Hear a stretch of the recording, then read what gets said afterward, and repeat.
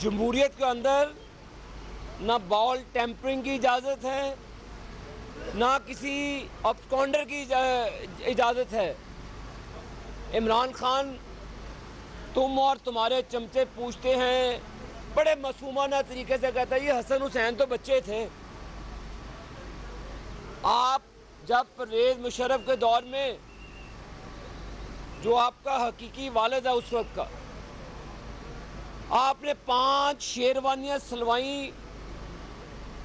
उस वक्त मियाँ मोहम्मद शरीफ, जो शरीफ ख़ानदान और इत्तेफाक फैमिली के सरबराह थे, चेयरमैन थे, वो हयात थे।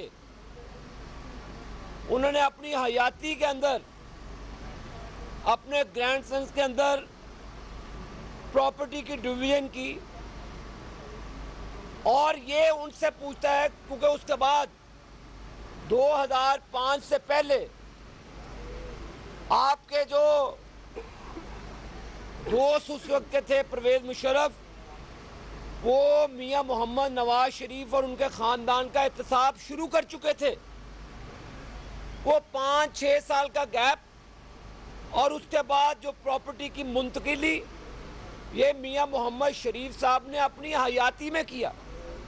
और मोहम्मद नवाज शरीफ साहब कह चुके थे कि जब वो चीफ मिनिस्टर बनने के बाद प्राइम मिनिस्टर, उन्होंने अपनी जो ख़ानदान के साथ वाबस्तगी थी कारोबारी, उससे उन्होंने अपने आप को अलग कर लिया, क्योंकि पूरे ख़ानदान के सरबराह मियाँ मोहम्मद शरीफ साहब थे।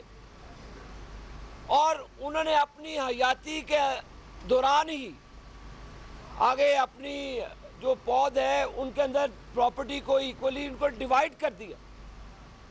तो ये सारों के साथ ऐसा ही है।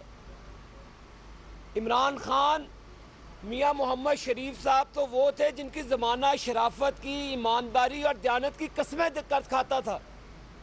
और तुम्हारे वालिद मुस्तनद एक चोर थे जिनको सजा हुई थी, जो सजा याफ्ता थे।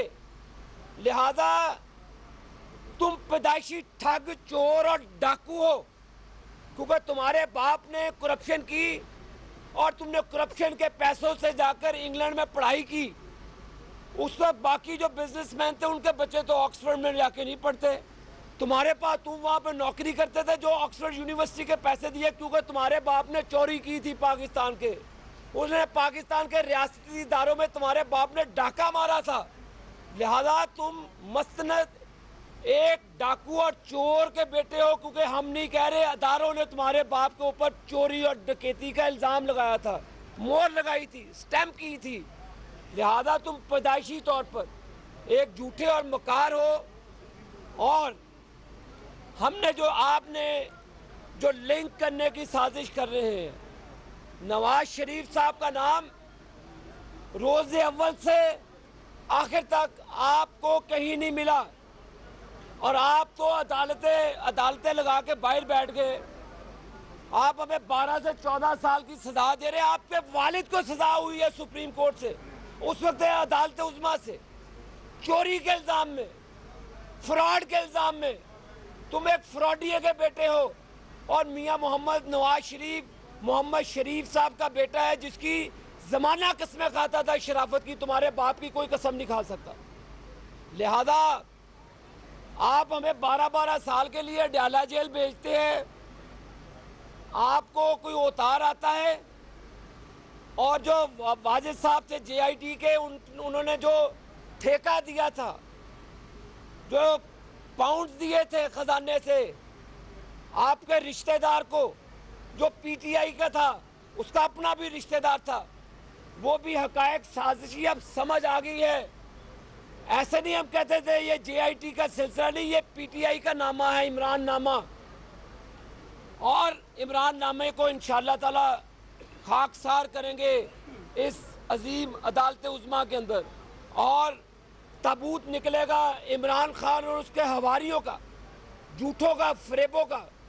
लेकिन ये अब नहीं होगा। जिन लोगों ने गलत बयानी की है, जिन लोगों ने अपने अजीज़ों को लाखों पाउंड दिए हैं, जो अभी तक पाकिस्तान में पैसे लेने वो आया हुआ बरतानिया से, कल रात तक यहीं पे था, इनसे पैसों का तकाजा कर रहा था और कई हिस्से तक दे दिए हैं, पर थोड़े से रहते वो भी दे देंगे। और ये अब वो कल जो नंदीपुर का ठग, नंदीपुर पे डाका मारने वाला, नंदीपुर के करोड़ों रुपए हड़प करने वाला बाबर अवान कल वजीर आला पंजाब, खादमे पंजाब के तरफ के पास उसके खिलाफ रेफरेंस लेकर गया था। बड़ी उसने तैयारी की थी, भाई डाकू सुप्रीम इसी अदालत उस्मा में जहाँ पे खड़े हैं, तुम्हारे खिलाफ नंदीपुर में करोड़ों रुपए की करप्शन का इल्ज़ाम है।